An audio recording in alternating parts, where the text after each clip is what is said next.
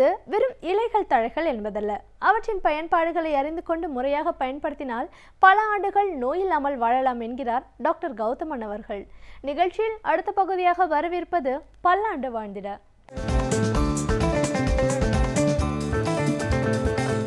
அன்பான கலைஞர் தொலைக்காட்சி நேயர்களுக்கு என்னுடைய இனிமையான காலை வணக்கங்கள். இன்றைக்கி நம்ம பார்க்கக்கூடிய தாவரத்துடைய பெயர் ஜடா மஞ்சள் அல்லது ஜடா மஞ்சி அப்படின்னு சொல்லக்கூடிய ஒரு செடி வகை தாவரம். பொதுவாக பார்த்திங்கன்னா வட இந்தியாவில் ரொம்ப அதிகமாக கிடைக்கக்கூடிய ஒரு தாவரம். ஆயுர்வேத மருத்துவத்திற்கென்றே சிறப்பான இடத்தை பெற்றிருக்கக்கூடிய ஒரு தாவரமாக இந்த ஜடா மஞ்சள் அல்லது ஜடா மஞ்சியை சொல்லலாம். இன்றைக்கு மூளைகளுடைய தேய்மானம் சம்பந்தப்பட்ட பிரச்சனைகள் அப்படிங்கிறது பெரியவர்களுக்கு மட்டும் இல்லை, குழந்தைகளுக்கும் ஏற்படக்கூடிய மிகப்பெரிய பிரச்சனையாக இருக்கிறத நம்ம பார்க்குறோம். ஆட்டிசம் சம்மந்தப்பட்ட, ஹைப்பர் ஆக்டிவ்னு சொல்லக்கூடிய ADHD சம்மந்தப்பட்ட, சில நேரங்களில் டிஸ்லெக்ஸியான்னு சொல்லக்கூடிய புரிதல் சம்மந்தப்பட்ட, படிப்பு சம்மந்தப்பட்ட குறைபாடுகள் அப்படிங்கிறது இன்றைக்கி நிறைய குழந்தைகளுக்கு ஏற்படக்கூடிய பிரச்சனையாக இருக்கிறத பார்க்குறோம். பெரும்பாலும் அந்த குழந்தைகளுடைய வாழ்க்கையே ஒரு கேள்விக்குறியாகிவிட்டதான் யோசிக்கக்கூடிய அளவுக்கு அந்த பிரச்சனைகளுக்கு இன்றைக்கு இருக்கக்கூடிய நவீன மருத்துவத்தால் எந்த உதவியும் செய்ய முடியாமல் இருக்கிறத நம்ம பார்க்குறோம். குழந்தைகளுக்கு ஏற்படுகின்ற இந்த மாதிரி பிரச்சனைகளை குணப்படுத்தி உடல் ஆரோக்கியத்தை மேம்படுத்துகின்ற முக்கியமான ஒரு மருந்து எது அப்படின்னு பார்க்கும்போது இந்த ஜடா மஞ்சளை சொல்லலாம்.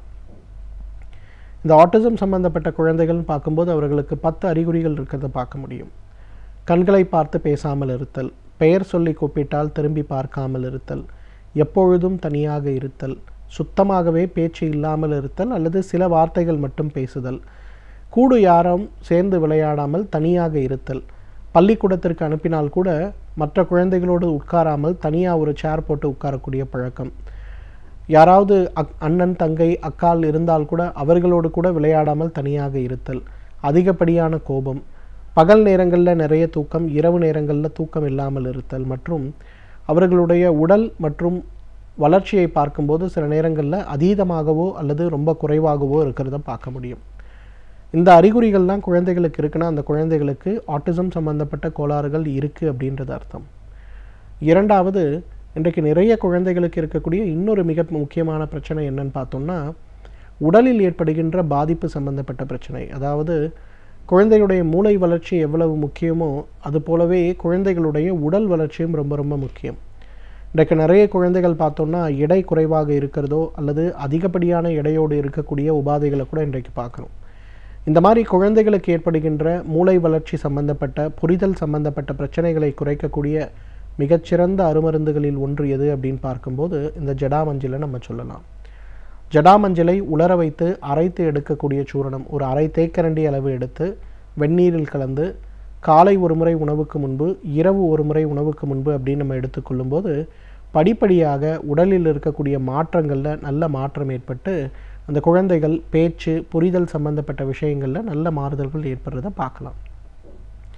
டிஸ்லெக்ஸியான்னு சொல்லக்கூடியது ஒரு பிரச்சனை. இந்த டிஸ்லெக்ஸியா ஏற்படும் போது குழந்தைகளுக்கு பார்த்திங்கன்னா எழுத்துக்களை புரிந்து கொள்வதிலையும் எழுத்துக்களை அறிந்து கொள்வதிலேயும் படிப்பிலையும் மிகப்பெரிய ஒரு குறைபாடு இருக்கிறத பார்க்க முடியும். 10 வயது ஆகும், அந்த குழந்தைகளுக்கு ஒரு புக்கை கொடுத்து இதை எழுத்து கூட்டி படிங்கன்னா அவங்களால படிக்கவே முடியாது. அவங்களுடைய பெயர், ஒரு 10 வயது குழந்தையை கூப்பிட்டு அவங்களுடைய பெயர் தமிழிலோ ஆங்கிலத்திலோ அல்லது அவர்களுடைய தாய்மொழியிலோ எழுத சொன்னால் கூட அவங்க எழுத முடியாமல் கஷ்டப்படுறதை நம்ம பார்க்க முடியும். இந்த மாதிரி பிரச்சனை இருக்கக்கூடிய குழந்தைகளுக்கு அதை குறைக்கக்கூடிய, படிப்படியாக அவர்களுடைய புரிதலில் இருக்கக்கூடிய விஷயங்களை மேம்படுத்தக்கூடிய மிகச்சிறந்த ஒரு மருந்து எது அப்படின்னு பார்க்கும்போது அது இந்த ஜடா மஞ்சளை தான் நம்ம சொல்லணும். இன்றைக்கு நிறைய குழந்தைகளுக்கு வலிப்பு நோயின்னு சொல்லக்கூடிய பிரச்சனைகளுக்கும் அதே போல் நிறைய பேருக்கு மனநோயின்னு சொல்லக்கூடிய மனச்சிதைவு நோயும் இருக்கிறத நம்ம பார்க்குறோம். வலிப்பு சம்பந்தப்பட்ட நோய்களாக இருக்கட்டும், மனச்சிதைவு சம்பந்தப்பட்ட கோளாறுகளாக இருக்கட்டும், நிறைய மருந்துகளை ஒரு புறம் எடுத்துக்கொள்வது இருந்தாலும் கூட உடலுடைய ஆரோக்கியத்தை மேம்படுத்துவதற்கு தேவையான வழிகள் அப்படின்னு பார்க்கும்போது அதற்கு ஜடா மஞ்சள் அப்படிங்கிறது ரொம்ப முக்கியமான மருந்தாக இருக்கிறத பார்க்குறோம். இந்த ஜடா மஞ்சளிலிருந்து தயார் செய்யக்கூடிய நெய் அப்படிங்கிறது ரொம்ப பிரபலமாக எல்லா ஆயுர்வேத மருந்து கடைகள்லையுமே கிடைக்கும். அந்த குழந்தைகளுக்கு காலையில் எழுந்த உடனே 12 வயதுக்கு உள்ளே இருக்கக்கூடிய குழந்தைகளுக்கு தினசரி ஒரு 3 மில்லி அப்படிங்கிற மாதிரி காலை வெறும் வயிற்றில் நம்ம கொடுக்க வேண்டும். காலை வெறும் வயிற்றில் 3 மில்லி 12 வயதுக்குட்பட்ட குழந்தைகளுக்கு, 12 வயதுக்கு மேற்பட்டவர்களுக்கு காலை 5 மில்லி இரவு 5 மில்லின்னு எடுத்துக்கணும்.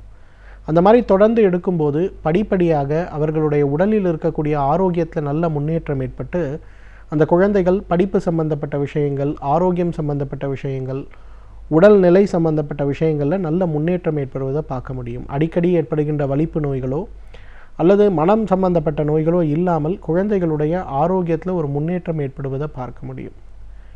நிறைய குழந்தைகள் பார்த்திங்கன்னா இன்றைக்கு பிடிவாத குணம் அப்படின்னு சொல்லக்கூடிய ஒரு பிரச்சனையினால் அவதிப்படுறதை பார்க்குறோம்.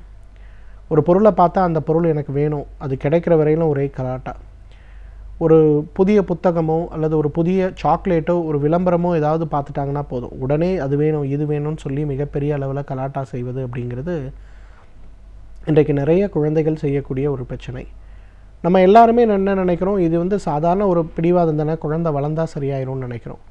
ஆனால் 130 குழந்தைகளுக்கு இது முற்றிலுமாக கட்டுப்படுத்த முடியாத ஒரு பிரச்சனையாக மாறும்போது தான் இன்றைக்கு சமூகத்தில் உளவியல் சம்பந்தப்பட்ட நிறைய மாற்றங்கள் ஏற்பட்டு அது குழந்தைகளுக்கு கடுமையான பாதிப்புகளை ஏற்படுத்துறதை நம்ம பார்க்குறோம். இந்த மாதிரி ஏற்படுகின்ற பிரச்சனைகளை குறைத்து உடலுடைய ஆரோக்கியத்தை மேம்படுத்தி குழந்தைகளுடைய தேவையற்ற பிடிவாதம் சம்பந்தப்பட்ட பிரச்சனைகளை குறைப்பதற்கு இந்த ஜடாமாஞ்சில் ஒரு மிகச்சிறந்த மருந்து. ஜடாமாஞ்சிலிருந்து எடுக்கக்கூடிய அந்த சூரணம் காலை ஒரு வேளை இரவு ஒரு வேளை உணவுக்கு முன்பு தேன் மற்றும் நெய்யோடு கலந்து குழந்தைகளுக்கு கொடுக்கலாம். அல்லது ஜடாமஞ்சளை பதப்படுத்தி வணிக ரீதியாக கிடைக்கக்கூடிய அந்த நெய்யை 5 மில்லி அளவுக்கு காலை ஒரு முறை இரவு ஒரு முறை உணவுக்கு முன்பு கொடுக்கும்போது இந்த தேவையற்ற பிடிவாதம், தேவையற்ற கோபம் சம்பந்தப்பட்ட விஷயங்களில் ஒரு நல்ல மாற்றம் ஏற்பட்டு உடலுடைய ஆரோக்கியத்தில் ஒரு பெரிய முன்னேற்றம் ஏற்படுவதை பார்க்க முடியும். ஏன்னா நிறைய நேரங்களில் நம்ம செய்யக்கூடிய ஒரு மிகப்பெரிய தவறு எதாக இருக்கிறது அப்படின்னு பார்த்திங்கன்னா, குழந்தைகளுடைய பிடிவாத குணமோ படிக்கின்ற தன்மையும் இல்லாமல் இருப்பதோ அல்லது பேசுகின்ற தன்மை குறைவாக இருப்பதோ இதெல்லாமே நம்ம என்ன நினச்சிக்கிறோம், இதெல்லாம் குழந்தைகளுக்கு ஏற்படக்கூடிய வளர்ந்தால் சரியாக போயிடும் அப்படின்னு சொல்லக்கூடிய பிரச்சனைன்னு நினச்சிக்கிறோம். ஆனால் அப்படி கிடையாது. இது எல்லாமே குழந்தைகளுக்கு ஏற்படக்கூடிய பாதிப்புகள் தான். இந்த பாதிப்புகளை குறைப்பதற்கு என்ன தேவை அப்படிங்கிறத பார்த்து அதற்கான உடற்பயிற்சியோ உணவு முறையில் மாற்றமோ அல்லது இந்த ஜடாமஞ்சள் போன்ற மூலிகையோ உணவில் சேர்க்கும்போது தான் அந்த குழந்தைகளுடைய ஆரோக்கியத்தில் ஒரு மிகப்பெரிய முன்னேற்றம் ஏற்படுவதை நம்ம பார்க்க முடியும். எனவே நேயர்களே, இந்த ஜடாமஞ்சள் அல்லது ஜடாமஞ்சி அப்படின்னு நம்ம சொல்லக்கூடிய இந்த மூலிகையை பொறுத்தவரையிலும் உடலுடைய ஆரோக்கியம் மட்டுமல்ல, மனதுடைய ஆரோக்கியம், குறிப்பாக குழந்தைகளுக்கு ஏற்படக்கூடிய ஆட்டிசம், ADHD, டிஸ்லெக்சியா, மனச்சிதைவு நோயின்னு சொல்லக்கூடிய ஸ்கிசோஃப்ரெனியா சம்பந்தப்பட்ட பிரச்சனைகளுக்கு இயற்கை கொடுத்திருக்கின்ற மிகச்சிறந்த அருமருந்து. தகுந்த மருத்துவ ஆலோசனையின் பேரில் சரியான முறைப்படி இதை உபயோகப்படுத்தி வந்தோமேயானால் நம்மாலும் பல்லாண்டு காலம் ஆரோக்கியமாக வாழ்ந்திட முடியும். சமூகத்தில் என்ன மாதிரியான நிகழ்வுகள் நடந்து கொண்டிருக்கின்றன, அவற்றை நாம் எவ்வாறு எதிர்கொள்ள வேண்டும், நம்முடைய பங்களிப்பை எவற்றிற்கெல்லாம் அளிக்க வேண்டும் என்பதை பற்றி இன்றைக்கும் நம்மிடையே பேச வந்திருக்கிறார் எழுத்தாளர் மனுஷபுத்திரன் அவர்கள். நிகழ்ச்சியில் அடுத்த பகுதியாக வரவிருப்பது தீதும் நன்றும்.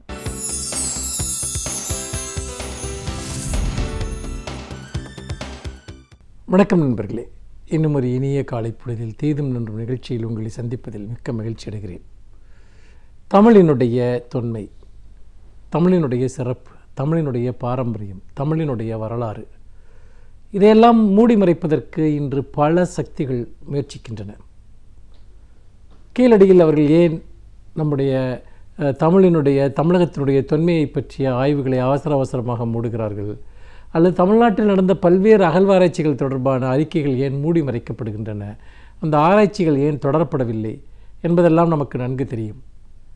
ஆரியர்களுடைய நாகரிகத்தை விட பல மடங்கு பின்னோக்கியது, தொன்மையானது திராவிட நாகரிகம் என்கிற உண்மையை இன்றைக்கு மத்திய அரசாலோ அதை சார்ந்திருக்கக்கூடிய தொல்லியல் நிறுவனங்களாலோ சகித்து கொள்ள முடியவில்லை. அதன் காரணமாக தமிழினுடைய வரலாற்று தொன்மையை அவர்கள் மறைப்பதற்கு பல்வேறு முயற்சிகளை தொடர்ந்து மேற்கொள்கிறார்கள். அது தொடர்பான முறையான ஆராய்ச்சிகள் எதுவும் தமிழகத்தில் நடைபெறாமல் பார்த்து கொள்கிறார்கள். ஆனால் பூனை கண்ணை மூடிக்கொண்டு விட்டால் உலகம் இருண்டு விடாதல்லவா? அப்படித்தான் என்று திராவிட மொழியினுடைய, தமிழ் மொழியினுடைய தொன்மையை குறித்தும் அதனுடைய பழமைத்தன்மை குறித்தும் பல்வேறு சான்றுகளும் ஆய்வுகளும் தொடர்ந்து பல்வேறு அமைப்புகளால் முன்வைக்கப்பட்டு வருகின்றன.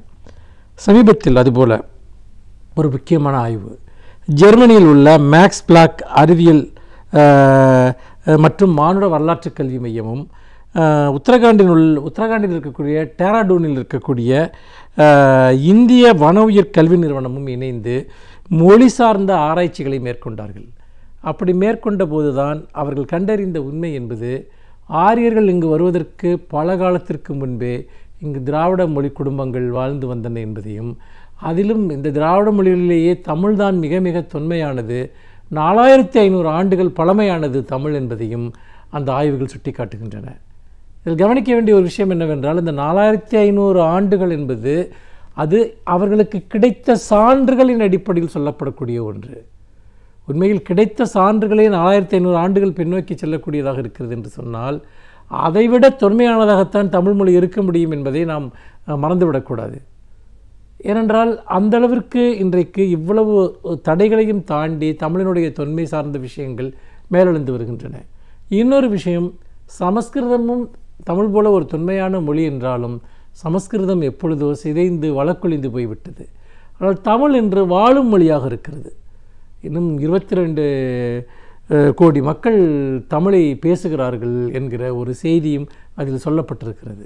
22 கோடி மக்கள் திராவிட மொழிகளை பேசுகிறார்கள் என்கிற செய்தி அதில் சொல்லப்பட்டிருக்கிறது.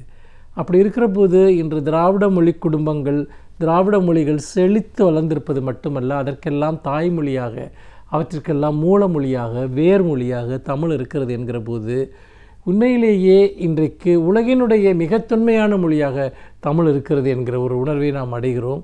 நம்முடைய இந்த ஆராய்ச்சிகள் மேலும் தொடரப்பட்டால் தமிழினுடைய தொன்மைகள் மேலும் பின்னோக்கி செல்லக்கூடியது என்பதை நாம் அறியலாம். சரி, ஒரு மொழி மிகவும் பழமையானது என்பதில் என்ன பெருமை இருக்கிறது என்று நீங்கள் கேட்கலாம். மொழி என்பது தானாக வளர்வது கிடையாது. மாறாக ஒரு மொழி வளர வேண்டும் என்று சொன்னால் அந்த மொழியை பேசுகிற மக்கள் அவர்கள் கலாச்சார ரீதியாக வளர்ச்சி பெற்றிருக்க வேண்டும், பண்பாட்டு ரீதியாக வளர்ச்சி பெற்றிருக்க வேண்டும். அப்படி பார்க்கிற போது ஒரு 4000-5000 வருடங்கள் தொன்மையான ஒரு மொழி என்றால், மொழி உருவாவது தான் மனிதனுடைய நாகரிக வளர்ச்சியினுடைய முதல் படி. அதற்கு பிறகு எல்லாமே. அப்படி இருக்கிற போது தமிழினுடைய நாகரிக வளர்ச்சியினுடைய துவக்க புள்ளிகள், அது மொழியினுடைய துவக்க புள்ளிகள் என்பது 5000 ஆண்டுகள் பின்னோக்கி செல்கிறது என்று சொன்னால், 5000 வருட ஒரு பாரம்பரிய நாகரிகத்தை கொண்ட ஒரு இனமாக தமிழ் இனம் இருக்கிறது என்பதுதான் அதனுடைய அர்த்தம். அப்படி என்று சொன்னால் தமிழ் மொழி இலக்கியம், தமிழினுடைய வளர்ச்சி, தமிழர்களுடைய பண்பாட்டு மரபுகள், இவற்றில் எவையெல்லாம் அழிந்து போயிருக்கக்கூடும், எவையெல்லாம் கண்டுகொள்ளாமல் போயிருக்கக்கூடும், எவையெல்லாம் மறைக்கப்பட்டிருக்கக்கூடும் என்கிற ஆழமான கேள்விகள் நமக்கு எழுகின்றன. கீழடியில் நாம் கண்டதும் அதுதான்.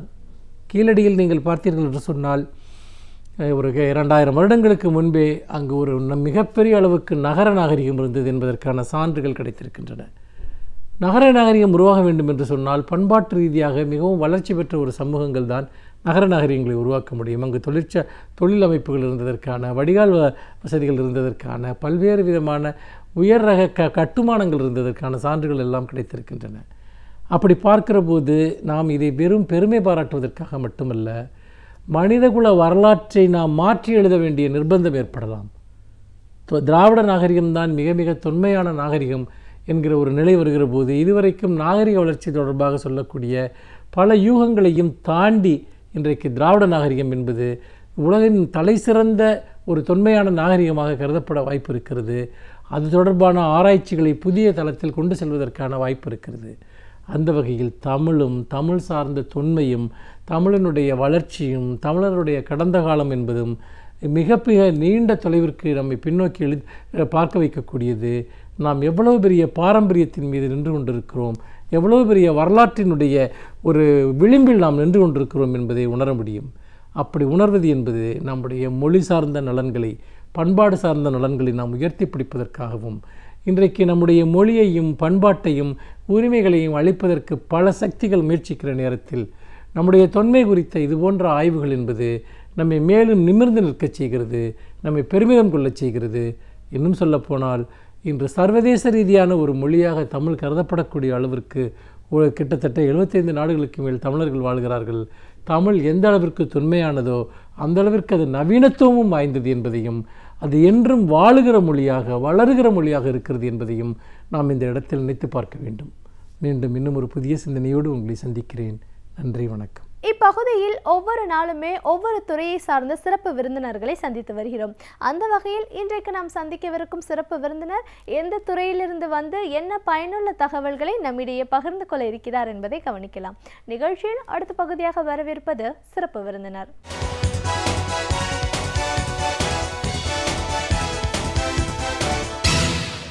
வணக்கம் நேயர்களே, விடியலை நிகழ்ச்சியின் சிறப்பு விருந்தினருக்கான நேரம் இது. இன்றைய சிறப்பு விருந்தினர் மார்க்சிஸ்ட் கம்யூனிஸ்ட் கட்சியின் மாநில குழு உறுப்பினர் திரு பாக்கியம். ஒரு கட்சியோட மாநில குழு உறுப்பினர் அப்படிங்கிற முறையில் இன்றைக்கி தமிழ்நாட்டில் நடக்கிற பிரச்சனைகளை பார்க்கும்போது மாநில அரசாங்கம் செயல்படுதா அப்படின்ற ஒரு கேள்விக்குறி இருக்கக்கூடிய ஒரு சூழலில் முக்கியமான பிரச்சனையாக காவிரி நதிநீர் பங்கீடு, ஸ்டெர்லைட் பிரச்சனை, இதுக்கெல்லாம் காரணம் என்ன, இதற்கெல்லாம் முடிவெடுக்க வேண்டிய அரசாங்கத்தோட செயல்பாடுகள் எப்படி இருக்குது, இப்படின்னு பல விஷயங்களை கருத்துக்களை இன்றைக்கி நம்ம அவர்கிட்ட கேட்டு தெரிஞ்சுக்கலாம். வணக்கம் சார். மார்க்சிஸ்ட் கம்யூனிஸ்ட் கட்சியின் மாநில குழு உறுப்பினராக முதல்ல எங்கள் நிகழ்ச்சிக்கு உங்களை நாங்கள் வரவேற்கிறோம் சார். ஒரு கட்சியோட உறுப்பினர் அப்படிங்கிற முறையில் இன்றைக்கு இருக்கிற அரசியல் சூழலில் பல பிரச்சனைகள், ஒவ்வொரு நாளும் புதிய புதிய பிரச்சனைகள், அது தமிழ்நாட்டை பொறுத்த வரைக்கும் பெரிய பாதிப்பை உண்டாக்கக்கூடியதாகவே அமைகிற ஒரு சூழலில் மாநில அரசாங்கம் இதற்காக மிக கடினமான குரலை எழுப்ப வேண்டிய ஒரு சூழலில் ரொம்ப மெத்தனமாக செயல்படக்கூடிய ஒரு போக்கை இன்றைக்கி நம்ம அதிமுக அரசோட செயல்பாடுகளை நம்ம பார்த்துட்டு இருக்கோம். பல கொள்கை முடிவுகளை மத்திய அரசாங்கம் எடுத்து செயல்பட்டு இருந்தாலும் அதற்காக காரணங்கள் அப்படிங்கிறத யோசிக்கிறாங்களே தவிர இந்த மாநில நலனை பாதிக்கும் அப்படின்னும் போது கடினமான ஒரு நடவடிக்கைகளை இன்னும் மாநில அரசாங்கம் எடுக்கல. அப்படிப்பட்ட பல பிரச்சனைகளை பார்க்கும்போது இன்றைக்கு இருக்கிற சூழலில் முக்கியமான பிரச்சனை வந்து காவிரி நதிநீர் பங்கீடு. இதுக்காக ஒரு உச்சநீதிமன்றம் வரைக்கும் நம்ம போய் தீர்ப்புக்கு பிறகும் அந்த மேலாண்மை வாரியம் அப்படிங்கிறத ஒன்று அமைக்கலை. அதற்கான காலக்கெடுவும் கொடுத்துருக்கிற இந்த சூழலில் இப்போ நம்ம வந்து ஒரு ராக்கெட் லான்ச் மாதிரி ஒரு கவுண்ட் டவுனில் போயிட்டுருக்கோம்.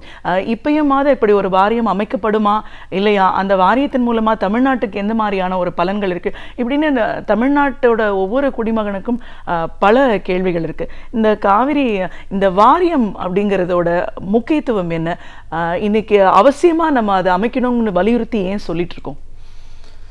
முதல்ல கலைஞர் டிவி நேயர்களுக்கு மார்க்சிஸ்ட் கம்யூனிஸ்ட் கட்சியின் சார்பில் வாழ்த்துக்களை தெரிவிச்சுக்கிறேன்.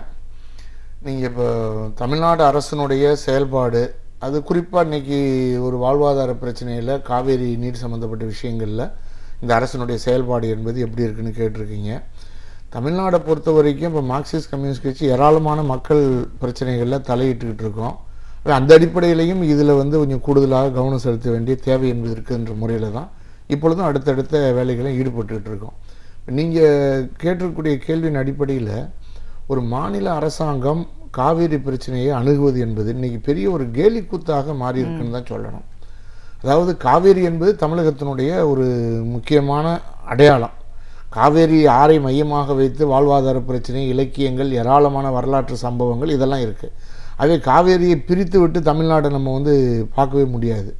அதுக்கப்புறம் காவேரியினுடைய வாழ்வாதார பிரச்சனைகள் என்பது குறிப்பாக அதனுடைய அந்த நீராதாரம் பிரச்சனைகளுடைய வாதங்கள் நீண்ட நாளைய பிரச்சனை. நீங்கள் அது 1924 ஆரம்பித்தாலும் அதுக்கப்புறம் தொடர்ந்து வந்து இப்போது ஒரு நீர் அந்த விவகாரம் வந்த பிற்பாடு ஒரு வாழ்வாதாரத்தை பாதிக்கக்கூடிய அளவுக்கு ஒரு 15-20 ஆண்டுகள் பெரிய அளவுக்கு ஒரு பெரிய போராட்டமாக இருக்குது. நமக்கு ஒப்பந்த அடிப்படையில் ஒதுக்கீடு செய்யப்பட்ட அந்த 192 டிஎம்சி தண்ணியை வாங்குவதற்கு ஒரு 15 ஆண்டுகளுக்கு மேலே நீங்கள் போராட வேண்டிய ஒரு தேவை என்பது, ஒரு நிலைமை என்பது உருவாகிருக்கு. அது இது ஒரு கஷ்டமான நிலைமை தான். இப்போ இன்றைக்கி இந்த காவேரி இந்த அரசாங்கத்தினுடைய அணுகுமுறை காவேரி சம்மந்தப்பட்ட விஷயங்களில் அது ஏதோ ஒரு தடவை நீர் வரலை, அதனால் கொஞ்சம் பாதிப்பு ஏற்படுது, அதையெல்லாம் கடந்து இன்றைக்கி தமிழகத்தில் வந்து பெரிய அளவுக்கு என்னன்னு சொன்னால் அது வந்து இந்த விவசாயத்தை பாதித்து அவர்கள் இடம்பெயரக்கூடிய நிலைமைகளை உருவாக்கி தமிழ்நாட்டினுடைய ஒரு பெரிய பகுதி, நீங்கள் வந்து தஞ்சாவூர் டெல்டா மாவட்டங்கள் மட்டுமல்ல, அனைவரும் தமிழ்நாட்டில் 1/3 பகுதி என்பது இதை அடிப்படையாக வைத்திருக்கக்கூடிய தொழில் மட்டுமல்ல, தொழில், குடிநீர், அதையொட்டி போக்குவரத்துகள், அப்போ அதையொட்டி வரக்கூடிய அடுத்தடுத்த துணை தொழில்கள், இப்படி இதெல்லாம் சார்ந்த ஒரு விஷயம். ஏதோ ஒரு விவசாய நிலம் அப்படின்ற மாதிரி மட்டும் இந்த விஷயத்தை நம்ம பார்க்க முடியாது. அப்போ அப்படிப்பட்ட ஒரு சூழலில் காவேரி விஷயங்களை இந்த மாநில அரசு இப்பொழுது உச்ச நீதிமன்றம் தீர்ப்பு கொடுத்த பிற்பாடு ஒரு மேலாண்மை வாரியத்தை அமைக்க வேண்டும் அப்படின்னு உச்ச நீதிமன்றம் தீர்ப்பு கொடுத்துருக்கு. அநேகமாக எனக்கு தெரிஞ்சு ஒரு நீண்ட நாளுக்கு பிற்பாடு கொஞ்சம் உறுதியான தீர்ப்பாக இது இருக்குது. இது வந்து மேல்முறையீட்டுக்கு போக முடியாது, இதில் வந்து வேறு எந்த விதமான அடுத்த கட்ட நடவடிக்கையும் சொல்லி தள்ளி போடக்கூடாது, மத்திய அரசு இதில் வந்து உறுதியாக நடவடிக்கை எடுக்க வேண்டும், அதற்கான கால நிர்ணயத்தை உட்பட கொண்டு வந்திருக்காங்க. இந்த தீர்ப்பு என்பது தமிழ்நாட்டு அரசாங்கம் தமிழ்நாட்டிலிருந்து நாம் வலியுறுத்துவதற்கும் பெறுவதற்கும் ஒரு புதிய வாய்ப்புகளை உருவாக்கியிருக்கு. உச்ச நீதிமன்றம் சொல்லிவிட்டு அந்த தீர்ப்பில் இவ்வளவு தெளிவான முறையில் சில விஷயங்களை சொன்ன பிற்பாடும் மத்திய அரசாங்கம் இதை அமுல்படுத்துவதற்கான முயற்சியில் ஈடுபடலை. எப்படியாவது ஒரு டெக்னிக்கலை பயன்படுத்தி ஒரு தந்திரத்தை பயன்படுத்தி இதிலிருந்து வெளியே வருவதற்கான ஒரு முயற்சியை தான் மத்திய அரசாங்கம் இன்றைக்கி வரைக்கும் ஈடுபட்டுருக்கு. அதில் நீங்கள் அந்த தீர்ப்பு வந்த பிற்பாடு நிதின் கட்காரி மத்திய அமைச்சர் அவர் கப்பல் போக்குவரத்துறை அமைச்சர் அவர் என்ன சொல்லிட்டாருன்னா, இது ஒரு கால வரையறை என்பது தீர்மானிக்கப்படவில்லை என்பதை ஒரு மத்திய அமைச்சரே பேசியிருக்கார். அப்படின்னா அது சொன்ன உடனேயே அதை அமுல்படுத்த முயற்சி பண்ணாத ஒரு போக்கு என்பது தென்பட்டது. ரெண்டாவது, இப்போ கூட அவங்க என்ன அதனுடைய மத்திய அமைச்சர்கள் பேசுகிறார் என்று சொன்னால், பாரதிய ஜனதா கட்சியினுடைய தலைவர்களும் என்ன பேசுகிறாங்கன்னா, உச்சநீதிமன்ற தீர்ப்பை அமுல்படுத்துவோம், உச்சநீதி தீர்ப்பை அமுல்படுத்துவோம், அந்த அமுல்படுத்துவோம்னு தான் திரும்பி திரும்பி சொல்கிறாங்க. அது கால அவகாசம் இருக்குன்னு தள்ளி போட்டுகிட்டே வர்றாங்க. இன்னும் ஒரு 3 நாள் அவ்வளோதான். ஆகவே இது ஒரு அமுல்படுத்துவதற்கான இது வரைக்கும் எந்த முயற்சியும் இல்லை. சில என்ஜினியர்ஸை கூப்பிட்டு பேசியிருக்காங்க அப்படின்றத தவிர வேறு எதுவுமே கிடையாது. அப்போ நாம் என்ன கேட்க வேண்டியிருக்குன்னா, உச்சநீதிமன்றம் சொல்லியிருக்கக்கூடிய காவேரி மேலாண்மை வாரியத்தை அமைப்போன்னு அவங்க சொல்லலை. அப்படின்னா அவங்க என்ன டெக்னிக்கலாக பார்க்குறாங்கன்னு சொன்னால், அதுக்கும் நம்ம நாட்டினுடைய ஒன்று உள்துறை அமைச்சர் பேசணும், இல்லைன்னா பிரதமர் பேசணும். இதனுடைய உயர்ந்த இடத்தில் இருக்கக்கூடிய அமைச்சர்கள் இவ்வளோ ஒரு மாநில பிரச்சனையை பேசியிருக்கணும், அவங்களும் பேசலை. ஆகவே இவங்க இப்போ அதில் ஒரு சில திட்டம் அப்படின்ற ஒரு விஷயத்தை அடிப்படையாக எடுத்துக்கொண்டு அதை மையமாக வச்சு பேச ஆரம்பிக்கிறாங்க. காவேரி மேலாண்மை வாரியம் அப்படின்ற முறையில் இந்த உச்சநீதிமன்ற தீர்ப்பிலேயே ஏற்கனவே நமக்கு என்னன்னா ஒரு 15 TMC தண்ணி குறைச்சி தான் வந்திருக்கு. அது குறைக்கப்பட்ட ஒரு விஷயம். இருந்தாலும் இப்போ 177 TMCயாவது கிடைப்பதற்கான ஒரு வாரியத்தை அமைப்பது அவசியமானது. அப்போ அதிலிருந்து அமைக்காமல் இருப்பதற்கான டெக்னிக்கலான விஷயத்தை மத்திய அரசாங்கம் கடைபிடிக்கிறது. அதுக்கு ஒரு அரசியல் நோக்கம் இருக்கிறது. இது தமிழ்நாட்டு மக்களை கடுமையாக பாதிக்கும். ஒரு பிரதமர் நேரம் பேசியிருக்கணும், 2 மாநிலத்தினுடைய முதலமைச்சராக கூட்டு பேசியிருக்கணும், இல்லை 2 மாநிலத்தினுடைய சம்பந்தப்பட்ட ஆட்களால் எந்த விதமான முயற்சியும் இல்லாமல் பிரதமர் இருக்கிறார். ஆகவே இதை அமைக்க வேண்டாம் என்ற ஒரு விஷயம். நீங்கள் ஒரு அடுத்த கேள்வி வருது, அமைப்பாங்களா அமைக்க மாட்டாங்களா? அப்போ அவங்க சொல்லிக்கிட்டே இருக்காங்க. என்ன சொல்லுவாங்க கடைசியில், திட்டம் என்று தான் சொல்லி இருக்கிறது. அது ஒரு மேனேஜ்மெண்ட் போர்டுக்கு அடுத்து ஒரு வார்த்தை வருது. அந்த வார்த்தையை பிடித்து கொண்டு ஏதாவது ஒரு குழு அமைப்பாங்க. இந்த குழுவை அமைத்து கண் துடைக்கிற ஏற்பாடுகள் நடக்குமே தவிர அதை அமைப்பதற்கான மத்திய அரசு முயற்சி செய்யவில்லை என்பதுதான் நமக்கு முன்னாடி பிரதான விஷயம். அது இப்படிப்பட்ட ஒரு சூழலில் நம்ம தமிழ்நாட்டில் இருக்கக்கூடிய இந்த மாநில அரசாங்கம் இந்த காவேரி மேலாண்மை வாரியத்தை அமைப்பதற்கு ஒரு நல்ல வாய்ப்பு கிடைச்சிருக்கு. இதுக்கு முன்னாடி இந்த அனைத்து கட்சியும் கூடி எதிர்கட்சி தலைவர் எல்லா கட்சிகளும் ஒன்றா உட்கார்ந்து பேசி இப்படிப்பட்ட ஒரு சூழல் என்பது வரல. எதிர்கட்சி எடுத்த முயற்சியும் திராவிட முன்னேற்றக் கழகம் எடுத்த முயற்சியும் மற்ற மார்க்சிஸ்ட் கம்யூனிஸ்ட் கட்சி மற்ற கட்சிகள் எடுத்த முயற்சி எல்லாரும் ஒன்றா சேர்ந்து செய்யணும்னு ஒரு வாய்ப்பு என்பது உருவாச்சு. இந்த வாய்ப்பை பயன்படுத்தி இந்த மாநில அரசு தமிழக மக்களுடைய வாழ்க்கையை பிரதிபலிக்கிற மாதிரி இல்லை. ஒன்று பிரதமரை சந்திப்பதற்கான ஒரு ஏற்பாடு கொடுக்கல, அடுத்த கட்டத்துக்கு போக வேண்டிய தேவை என்பது மாநில அரசுக்கு இருக்குது. ஆகவே இந்த வாரியம் அமைக்க வேண்டும் என்ற வாய்ப்பை பயன்படுத்துவதற்கு பதிலாக இந்த தமிழ்நாட்டினுடைய எல்லா கட்சியினுடைய ஒற்றுமையை பயன்படுத்துவதற்கு பதிலாக இவர்கள் மத்திய அரசாங்கத்தினுடைய அதுக்கு பயந்து இன்றைக்கு என்ன பண்ணான்னு சொன்னால் ஒரு கோஷம் போட்டு மத்திய அரசாங்கத்துக்கு எதிராக வராமல் இருப்பதற்கான நம்பிக்கையில்லா தீர்மானம் வந்துவிடாமல் இருப்பதற்கான வேலைகளை அதிமுக செய்கிறது. ஒரு வாழ்வாதார பிரச்சனைக்கு ஒரு வாரியம் அமைக்க வேண்டும் என்ற விஷயத்தை அழுத்தம் கொடுப்பதற்கு பதிலாக 2 விதத்தில் அழுத்தம் கொடுக்கலாம். ஒன்று பிரதமரை சந்திக்க வேண்டும் என்ற முறையில் அழுத்தம் கொடுக்கலாம், இன்னொன்று மற்ற கட்சிகளையும் ஒன்று திரட்டி நம்பிக்கையில்லா தீர்மானத்தை ஆதரித்து அதில் இந்த விஷயங்களை பேசலாம், நாடு முழுவதும் கொண்டு போகலாம். 3 தமிழக மக்களை திரட்டி மத்திய அரசாங்கம் அமுல்படுத்த வேண்டும் அப்படின்ற விஷயத்தை கொண்டு போகலாம். இவங்க என்ன பண்ணுறான்னு சொன்னால் ஏதோ காங்கிரஸ் கட்சிக்கிட்ட கேள்வி கேட்டுட்டு இருக்காங்க. அதாவது ஏதோ திட்டம் என்பதையோ அல்லது வாரியம் என்பதையோ உச்ச நீதிமன்றம் மத்திய அரசாங்கத்துக்கு உத்தரவிட்டிருக்கு, எதிர்கட்சிக்கு உத்தரவிடல. அது மத்திய அரசாங்கம் தான் அமுல்படுத்தணும். மத்திய அரசாங்கத்தில் கேட்பதுக்கு பதிலாக நீங்கள் சொல்லுங்கள், உங்கள் கட்சியால் சொல்லுங்கள். இப்படிப்பட்ட ஒரு சிறுபிள்ளைத்தனமான முறையில், அதாவது டைவர்ட் பண்ணக்கூடிய அளவில் ஒரு மாநில அரசு செயல்பட்டு கொண்டிருக்கிறது. ஆகவே இதுக்கு மாநில அரசில் அவர் பேசினார் சொன்னால் 37 MP இருக்காங்க, எல்லாம் பெரிய வீக்கம் பெருசாக தான் இருக்குது, ஆனால் சக்தி கிடையாது. அதை எதிர்த்து கேட்பதற்கான திறமை இல்லாத ஒரு அரசாக, பிரச்சனையை திசை திருப்பக்கூடிய ஒரு அரசாக, எதிர்கட்சிகள் மீதும் காங்கிரஸின் மீதும் திசை திருப்பக்கூடிய ஒரு அரசியல் வேலையை பாஜகவும் செய்கிறது. பாஜகவிற்கு துணையாக இந்த மாநில அரசாங்கம், முதலமைச்சர் இவரும் செய்து கொண்டிருக்கிறார். ஆகவே அப்படிப்பட்ட சூழல் தான் இன்றைக்கி வாரியம் அமைக்கலைன்னா என்ன பண்ணுவாங்க இவங்க? எந்த விஷயத்தையும் பண்ண முடியாது. இன்றைக்கி டெல்லிக்கு போயிருக்க அதிகாரிகள் எந்த விஷயத்தையும் பண்ண முடியாது. ஆகவே இது ஒரு குழு போட்டுட்டா அந்த குழுவுக்கான விளக்கம் சொல்லி கொண்டிருப்பார்கள். ஆகவே மத்திய அரசாங்கம் வாரியம் அமைக்காமல், மேலாண்மை வாரியம் அமைக்காமல் தப்பிக்கிறதுக்கான முயற்சி செய்து தமிழ்நாட்டு மக்களுடைய வாழ்வாதாரத்தை பறிக்க முயற்சி செய்கிறது. மாநில அரசாங்கம் அதற்கு முழுமையாக பயந்து கொண்டு துணை போய்கொண்டே இருக்கிறது. இந்த பிரச்சனையை மத்திய அரசாங்கம் திசை திருப்புவது போல் மாநில அரசாங்கம் திசை திருப்புவதற்கு உதவி செய்து கொண்டிருக்கிறது என்பதுதான் இன்னைக்கு நம்ம கண் முன்னாடி தெரியக்கூடிய ஒரு விஷயம். நிச்சயமா சார். இந்த வாழ்வாதார பிரச்சனை அப்படின்னு சொல்லும்போது இதில் ஒரு முக்கியமான முடிவெடுக்கக்கூடிய ஒரு சூழல்ல இன்னைக்கு மாநில அரசாங்கம் இருக்குது. இந்த மேலாண்மை வாரியத்துக்கு மேலே இதுக்கு மேலே எதுவுமே இல்லைன்ற ஒரு சூழல்ல அந்த 6 வார காலம் 4 வாரம் 5 வாரமாக குறைந்து இன்னும் நாள் கணக்கில் போயிட்டு இருக்கிற இந்த ஒரு சூழல்லையும் இதற்கான எதிர்ப்பை ஒரு மாநில அரசாங்கம் முன்வைக்கலை அப்படின்னா மத்திய அரசாங்கம் அதை பெரிய கவனத்தில் எடுக்க வேண்டிய அவசியம் இல்லைன்ற போக்கில் அவங்க போயிட்டு இருக்காங்க. இதெல்லாம் தாண்டி காவிரி நதிநீர் 2 மாநிலத்துக்குமான ஒரு உரிமை. இன்னும் சொல்ல போனா காவிரி நீர் கடலில் கடக்கக்கூடியது தமிழ்நாட்டு வழியா தான் போகுது அப்படின்னும் போது எங்க உற்பத்தி ஆகுதுங்கிற தாண்டி இது போற இடத்துல இன்னும் உரிமை ஜாஸ்தி அப்படின்ற வாதங்களை ஆய்வுகள் எல்லாம் நம்ம பார்த்துட்டு இருக்கிற இந்த ஒரு சூழல்ல முழுமையா ஒரு வறண்ட மாநிலமா டெல்டா மாவட்டங்கள் போகக்கூடிய ஒரு சூழலுக்கு நம்ம போயிட்டோம். இந்த ஒரு நேரத்திலையும் முடிவுகளை எடுக்கல அப்படின்னும் போது எதிர்கட்சிகள் எல்லாம் ஒன்று திரண்டு அனைத்து கட்சி கூட்டம் அப்படின்னு சொல்லும்போது அதற்கான முயற்சிகள் எடுத்ததுக்கு அப்புறம் தான் உடனே அதுக்கு அடுத்த நாளே அனைத்து கட்சி கூட்டத்தை நாங்கள் கூட்டுறோம் அப்படின்னு சொல்லி மாநில அரசாங்கம் சொன்னாங்க. இந்த கூட்டம் மாநில அரசாங்கத்தின் மூலமா பிரதமரை போய் சந்திக்க வேண்டிய நிலைப்பாடு அமைஞ்சிருக்கணும். ஆனா அதை மாறா எதிர்கட்சிகள் எல்லாம் ஒன்று கூடிதான் இந்த பிரச்சனையை எடுத்துட்டு போற ஒரு சூழல் நம்ம இன்னைக்கு பார்க்குறோம் இல்லைங்களா? ஆமாம், கண்டிப்பாக. அதாவது இந்த காவேரி மேலாண்மை விஷயத்தில் மாநில அரசாங்கம் எடுத்த முயற்சிகளை விட எதிர்க்கட்சிகள் எடுத்தது தான் கூடுதலாக இருந்தது. ஏன்னா அது மக்களுடைய ஒரு அடிப்படையான வாழ்க்கை பிரச்சனை என்ற முறையில் இதுக்கு முன்னாடி எதிர்க்கட்சிகள் ஒன்று சேர்ந்து விவசாயிகளுக்கான அவங்களுடைய வாழ்வாதார பிரச்சனை பாதிக்கப்படும் பொழுது ஒரு பெரிய பந்த் நடத்தினாங்க, ஒரு மறியல் நடத்தினாங்க. அப்போவே என்ன கோரிக்கை வச்சாங்கன்னு சொன்னால், தமிழ்நாட்டில் எப்படி வறட்சி விஷயங்களுக்காக வருகிற பொழுது இது பேரிடர் மாநிலமாக அறிவிக்க வேண்டும் என்ற கோரிக்கை எல்லா கட்சிகளும் சேர்த்து வச்சோம். அப்பவும் இந்த ஆளுங்கட்சி அதை பற்றி கண்டுகொள்ளவில்லை. இப்பவும் மாநில அரசு என்பது அப்படிப்பட்ட விஷயங்களில் முயற்சி எடுக்கவில்லை. இந்த எடுத்த முயற்சியை முழுமையாக பயன்படுத்தவில்லை. எதிர்கட்சிகள் எடுத்த முயற்சியை முழுமையாக பயன்படுத்தவில்லை தான் நீ மாநில அரசாங்கத்தினருடைய மிகப்பெரிய பலவீனம்.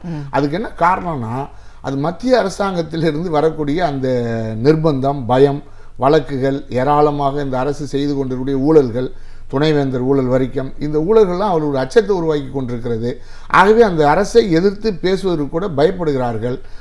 அந்த பயம் என்பது அவர்கள் பிரச்சனை இருந்தால் பரவாயில்ல, தமிழ்நாட்டு மக்களுடைய வாழ்க்கையை அடமானம் வைத்து அவர்கள் வாழ்க்கையை பறிகொடுத்து இவர்கள் வாழ வேண்டும் என்ற நிலைமை என்பது இன்றைக்கி உருவாகிருக்கிறது என்பது தான் இருக்கக்கூடிய நிலைமை. அதனால தான் எதிர்கட்சியினுடைய முயற்சி என்பது இப்போவும் தொடர்ச்சியாக நீங்கள் தொடர் மறியல்கள், போராட்டங்களை நடத்த இருக்காங்க. இதெல்லாம் இந்த மாநில அரசு மத்திய அரசாங்கத்தை நிர்பந்தப்படுத்துவதற்கு பயன்படுத்தி கொள்ள வேண்டும். இதுக்கு மேலே சுப்ரீம் கோர்ட் என்ன பண்ணணும்னு தெரியாது. நீங்கள் இதுக்கு மேலே சுப்ரீம் கோர்ட் என்ன பண்ணணும்னு தெரியாது. அப்போ இந்த மாநில அரசு என்னுடைய இது என்னன்னு சொன்னால், இவர்கள் பயன்படுத்துவதை விட இதை நடக்காமல் இருப்பதற்காக துணை போகிறார்களோ என்ற கேள்வி தான் முக்கியமாக வருது. ஏன்னா இல்லைன்னா நீங்கள் இப்படி ஒரு ஆர்ப்பாட்டத்தை பார்லிமெண்ட்டில் நம்பிக்கையில்லா தீர்மானம் வரவிடாமல் தடுப்பதற்கு இந்த பாராளுமன்ற உறுப்பினர் பண்ணிக்கொண்டே இருப்பார்களா? அவங்க நம்பிக்கையில்லா தீர்மானம் கொண்டு வர்றாங்க, இவங்களும் கொண்டு வர்றாங்க, நாங்களும் அதில் ஆனால் நீங்கள் பேசுங்க, எந்த பிரச்சனைக்காக நம்பிக்கையில்லா தீர்மானம் அவசியம் இல்லை. இந்த அரசின் மீது நம்பிக்கை இல்லைன்னு ஒற்றை வரி, அதில் நீங்கள் காவேரி மேலாண்மை விஷயத்தை பேசலாம், அவங்க ஸ்பெஷல் ஸ்டேட்டஸை பேசலாம், இன்னொருத்தவங்க ரிசர்வேஷனை பேசலாம்.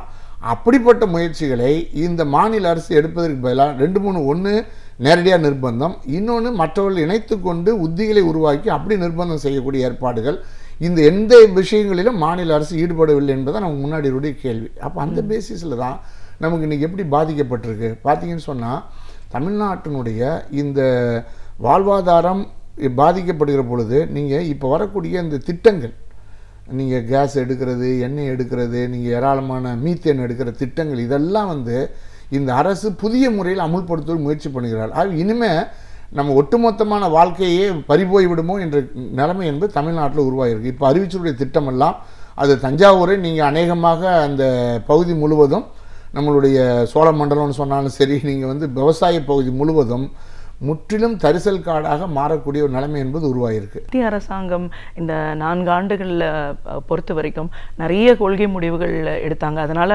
பெரிய பாதிப்புகள் பல மாநிலங்களுக்கு இருக்குது. அப்படின்னாலும் தமிழ்நாட்டை பொறுத்த வரைக்கும் ஒரு பெரிய கேள்வியே இருக்குது. இது ஒரு டஸ்ட்பின் மாதிரி, ஒரு வேஸ்ட் இது மாதிரி நினைக்கிறாங்களோன்ற ஒரு சூழல் இருக்குது. ஏன்னா எதெல்லாம் தமிழ்நாட்டு மக்களோட நலனை பாதிக்கும், தமிழ்நாட்டோட வளர்ச்சியை பாதிக்கும், விவசாயிகளோட வாழ்வாதாரத்தை பாதிக்குமோ அப்படிப்பட்ட எல்லா விஷயங்களுமே தமிழ்நாட்டில் செயல்படக்கூடிய ஒரு சூழலை இன்னைக்கு ஏற்படுத்தியிருக்காங்க. நம்ம பார்க்குறோம் ஹைட்ரோ கார்பன், நீங்கள் சொன்ன மாதிரி மீத்தேன். ஒரு பக்கம் தண்ணி கிடைக்க விடாமல் வறண்ட மாநிலமாக தஞ்சை டெல்டா பகுதி போயிடுச்சு.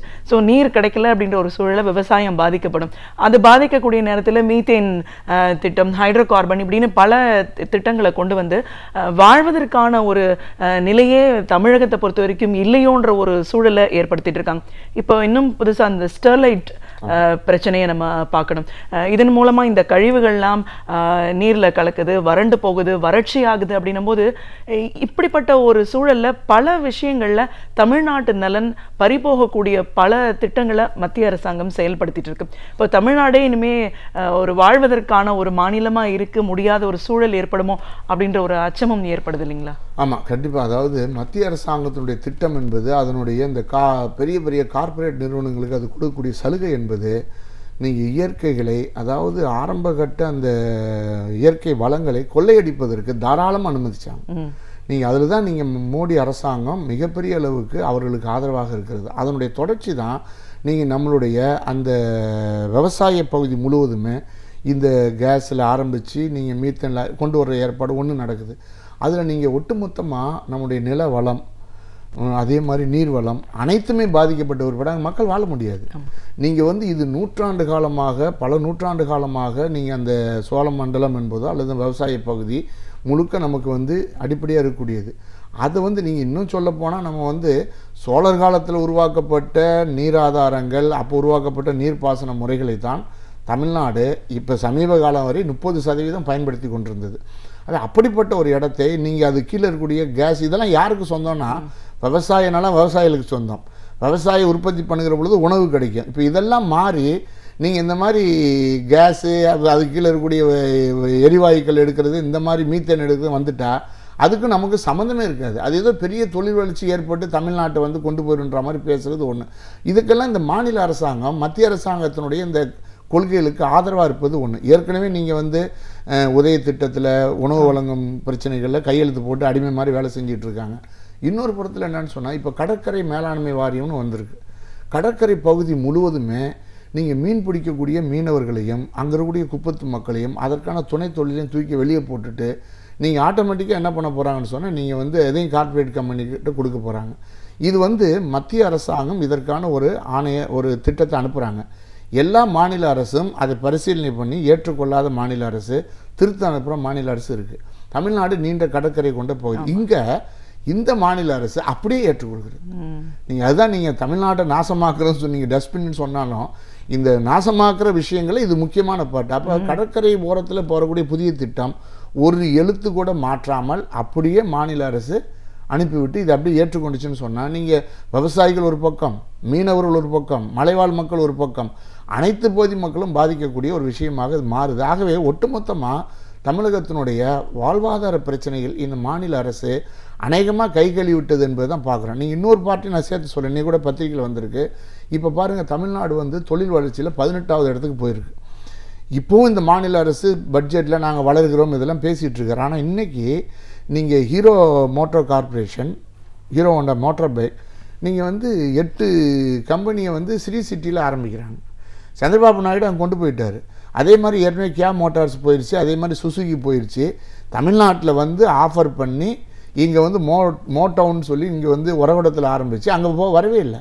நீங்கள் தமிழ்நாட்டுக்கு வராத 1500 கோடி இது மாதிரி இன்னும் இல்லை. அசோக் லேலண்ட் உட்பட சென்னைக்கு பக்கத்தில் ரொம்ப பிளான்டு ஒர்க்கு, அங்கேருந்து சென்னை, பெங்களூருக்கும் மஹபூப் நகருக்கும் அவர் லிங்க் கொடுத்து பண்ணிக்கிட்டே இருக்காங்க. அது 2019 டிசம்பரில் தான் நாங்கள் உற்பத்தியை தொடங்கும்னு சொன்னால் கூட அந்த மாநில முதலமைச்சர் இல்லை மார்ச்லேயே தொடங்குற மாதிரியான நாங்கள் வேலைகளை வேகப்படுத்தி கொடுப்போம். அப்போ ஒரு மூலதனத்தை அட்ராக்ட் பண்ணக்கூடிய விஷயம் கூட மாநில அரசுக்கு இல்லை. ஒன்று அப்போ ஒரு பக்கம் விவசாயம் பாதிக்கப்படும், மீனவர் பாதிக்கப்படும். இன்னொரு புறத்தில் நீங்கள் இந்த மாதிரி மூலதனங்களை இன்னும் பட்டியல் போட்டுகிட்டே போகலாம். பல இடங்கள் போய்கிட்டும் இருக்கிறது.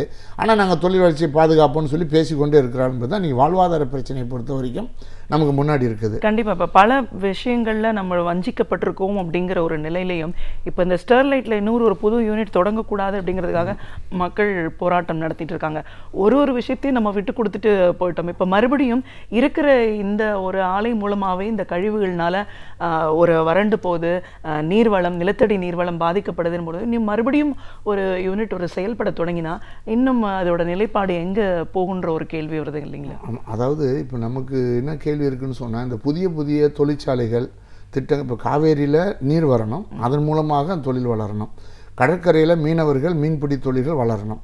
அதே மாதிரி தொழிற்சாலைகள் நமக்கு வேணும், வரணும். ஆனால் இந்த இப்படி வருகிற பொழுது அது வந்து மக்களுடைய வாழ்க்கையை பாதுகாக்கிற மாதிரி இருக்கணும், மக்களுடைய வாழ்க்கையை வளப்படுத்துகிற மாதிரி இருக்கணும். ஆனால் இன்றைக்கி ஸ்டெர்லைட் என்பது மக்களுடைய வாழ்க்கையை அழிப்பது. காவேரி மூலமாக மத்திய அரசு ஒரு பக்கம் அழித்து கொண்டிருக்கிறது, இன்னொரு பக்கம் ஸ்டெர்லைட் ஆலை மூலமாக தூத்துக்குடி வட்டாரம் முழுவதும் இப்படிப்பட்ட ஒரு போராட்டத்தை பார்க்க முடியாது.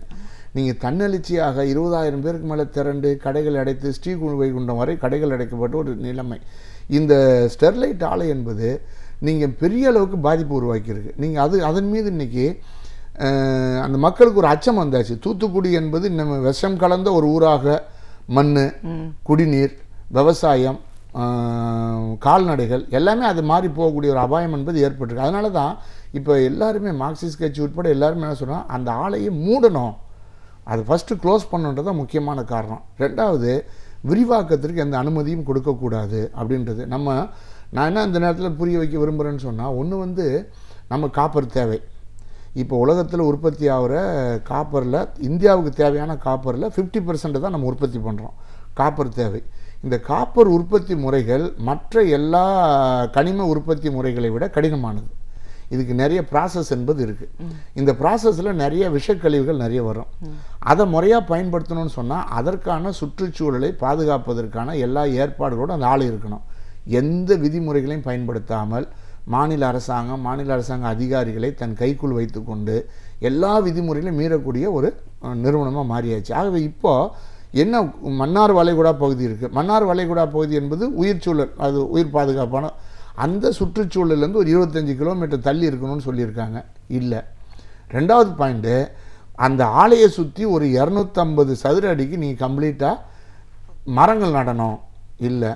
1/3 பகுதி சுற்று பசுமை பராமரிக்கக்கூடிய பகுதி ஆலைக்குள்ளே இருக்கணும். இது கிடையாது. கழிவுகளை கொட்டுவதற்கான ப்ராசஸ் என்னன்னு சொல்லி அதை வந்து எப்படி வந்து சுத்தப்படுத்தி எதையுமே அமுல்படுத்தலை. நீங்கள் ரொம்ப இதாச்சுன்னு சொன்னால் கடலில் போய் கொட்டிட்டு வந்துடுறாங்க. அப்போ என்ன ஆகி போச்சுன்னா, அந்த கழிவுகளை இறக்கி நீங்கள் கொண்டு கிராமங்களில் கொட்டி அது நீர் ஆதாரம் கட்டு கீழ் ஃபுல்லாக மஞ்சள் ஆகி போச்சு. எல்லா கால்நடைகளும் ஒரு நோய் வந்து செத்துக்கிட்டே இருக்காங்க. இது ஒரு பெரிய பிரச்சனை. குடிநீர் எல்லாம் விஷமாகி போச்சு. காற்று அப்போது நீங்கள் இந்த ஸ்டெர்லைட்டினுடைய விஷயம் என்னன்னு சொன்னால், தன்னுடைய அந்த விதிமுறையில் எதையுமே கடைப்பிடிக்கலை. இப்போ அங்கே என்ன பிரச்சனைனா, நீங்கள் ஆய்வுகள் என்ன சொல்கிறாங்க, மேக்சிமம் நமக்கு என்னென்னா கேன்சர் அதிகமாக வருது. மதுரைக்கு போகிறோம். இது இங்கேயும் சென்னையில் அப்படி இருக்குது. நீங்கள் சென்னையில் என்ன பிரச்சனைனா, நீங்கள் மழை பெஞ்சா இப்போ அண்ணா யூனிவர்சிட்டியும் சென்னை பல்கலைக்கழகமும் ஒரு ஆய்வுகளை வெளியிட்டிருக்காங்க. மழை பெய்தால் எல்லா அயன் கண்டென்ட்டும் மேலே வந்துடுது, அதுதான் மக்கள் குடிக்கிறார்கள். நீங்கள் பெரும்பாக்கத்தில் போனீங்கன்னு சொன்னால் பெரும்பாக்கம் வட்டாரங்களில் நிறைய வந்து கிட்னி பாதிக்கப்பட்டிருக்கு. ஏன்னா அங்களுடைய தண்ணி பிரச்சனை. இதை விட பல மடங்கு அதிகம் நேரடியாக தொழிற்சாலையினால் ஏற்படக்கூடிய ஒரு கழிவு. அப்போ நீங்கள் வந்து அதிகமான கேன்சர் வருது, அங்கே போயிடுறாங்க. இதெல்லாம் கணக்கில் வச்சு தான் அந்த ஆலை ஒரு சுற்றுச்சூழல் பாதுகாப்பு, அதே மாதிரி நீங்கள் வந்து ரீசைக்கிளிங் பண்ணக்கூடிய மெத்தடெல்லாம் உருவாக்கணும்.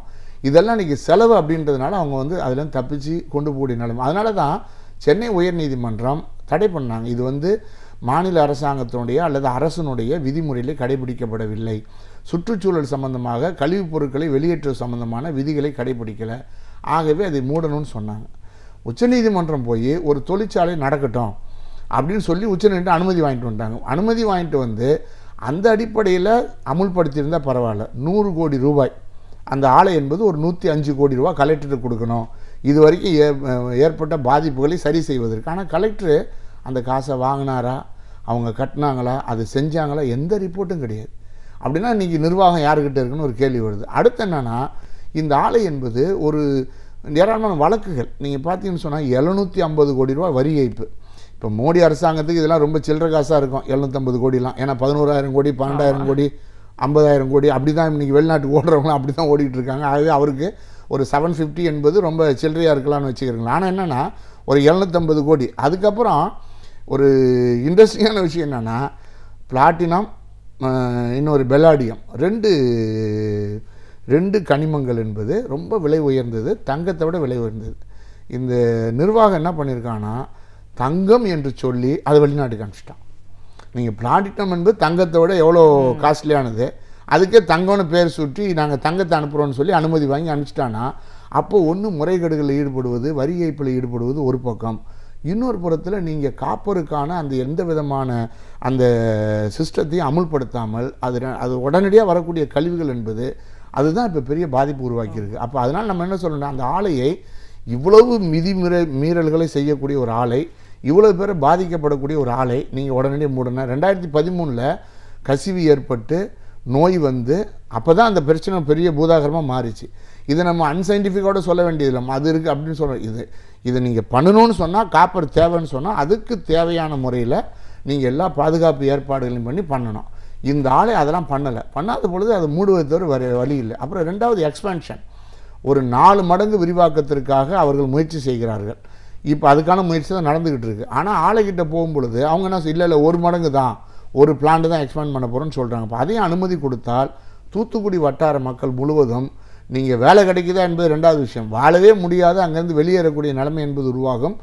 இன்னைக்கு எப்படிப்பட்ட ஒரு சூழலில் நம்ம வாழ்ந்துட்டு இருக்கோம், இதற்கெல்லாம் ஒரு விடிவு கிடைக்குமா, ஒரு மாற்றம் எப்படி ஏற்படும் அப்படின்ற ஒரு எண்ணத்தோடு தான் இன்னைக்கு மக்கள் இருக்காங்க. மக்கள் சந்திக்கிற பல பிரச்சனைகளை பற்றி இன்னைக்கு நம்ம பேசியிருக்கோம். ஒரு உச்சநீதிமன்றமே ஒரு தீர்ப்பு வழங்கிய பின்னும் ஒரு வாரியத்தை உருவாக்குறதுல மத்திய அரசாங்கத்தோட செயல்பாடுகள் மெத்தனமாக இருக்குன்னா, தட்டி கேட்க வேண்டிய மாநில அரசாங்கத்தோட செயல்பாடு அதோட ஒரு மெத்தனமான போக்கில் இருக்கிறதுனால இன்னைக்கு தமிழகம் ஒரு இருண்ட ஒரு மாநிலமாக, வறண்ட மாநிலமாக போகுமோன்ற ஒரு கேள்வி நமக்கு இன்னைக்கு வருது. உங்களோட பார்வைகள் சார்ந்த பல விஷயங்களை எங்களோட நீங்க பகிர்ந்ததுக்கு நன்றி. பல்கலைக்கழகங்களில் இருக்கும் நூல்களை படித்து நாம் அறிந்து கொள்ள வேண்டிய பல அரிய தகவல்களை நமக்காக ஒவ்வொரு நாளுமே பேராசிரியர் சுபவீர பாண்டியன் அவர்கள் இனிமையான தமிழில் வழங்கி கொண்டிருக்கிறார். அந்த வகையில் இன்றைக்கு என்ன புதுமையான தகவல்களை நமக்காக கொண்டு வந்திருக்கிறார் என்பதை கவனிக்கலாம். நிகழ்ச்சியில் அடுத்த பகுதியாக வரவிருப்பது ஒன்றே சொல் நன்றே சொல்.